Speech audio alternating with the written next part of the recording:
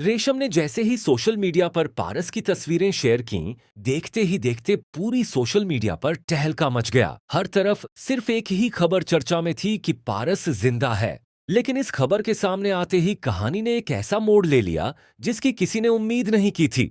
पारस के जिंदा होने की खबर लीक होते ही बेहजाद शाह को बहुत बड़ा सदमा पहुंचता है। हालात इतने गंभीर हो जाते हैं कि वह फौरन कराची पहुंचता है और एक प्रेस कॉन्फ्रेंस करता है।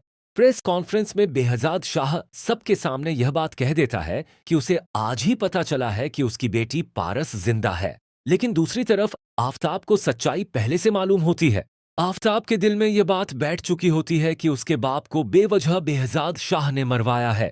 उसे पूरा यकीन हो जाता है कि बेहजाद शाह ने एक बहुत बड़ी चाल चलकर वहाब दुरानी को अंदर करवाया और इसी साजिश के जरिए उसके बाप की जान ले ली। अब आफताब को बेहजाद शाह की पूरी साजिश समझ में आ चुकी होती है। उसे लगता है कि बेहजाद शाह ने अपनी बेटी और अपनी जायदाद को बचाने के लिए यह पूरा खेल रचा था और इसी खेल में उसके बाप की जान चली गई।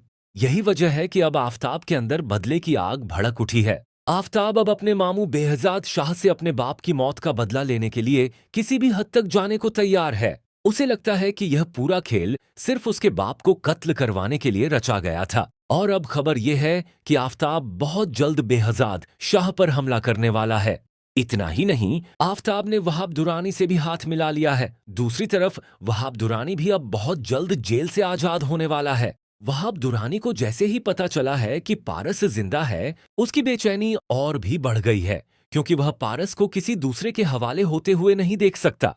वह किसी भी कीमत पर पारस को अपने हाथ से जाने नहीं देगा। यही वजह है कि वह बहुत जल्द जेल से बाहर निकलने की कोशिश करेगा। अब सबसे बड़ा सवाल यह है कि क्या आफताब और वहाब दुरानी मिलकर बेहजाद शाह के खिलाफ कोई बहुत बड़ी साजिश रचने वाले हैं?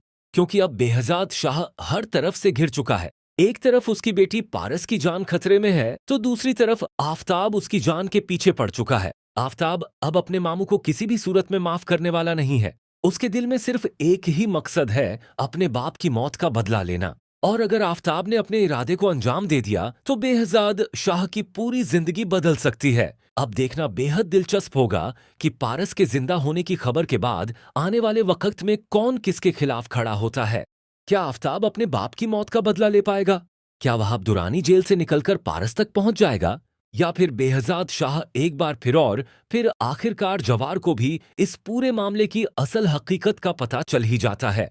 जवार को मालूम हो जाता है कि सोशल मीडिया पर पारस की तस्वीरें किसी और ने नहीं बल्कि रेशम ने ही वायरल की थीं। रेशम की इसी हरकत की वजह से पारस के जिंदा होने की खबर देखते ही देखते पूरे सोशल मीडिया पर टहलका मचा देती है।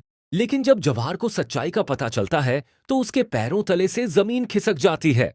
उसे यकीन नहीं आता कि जिस रेशम पर वह भरोसा करता था, उसी ने ऐसा कदम उठाकर पूरे मामले को इतना बड़ा बना दिया।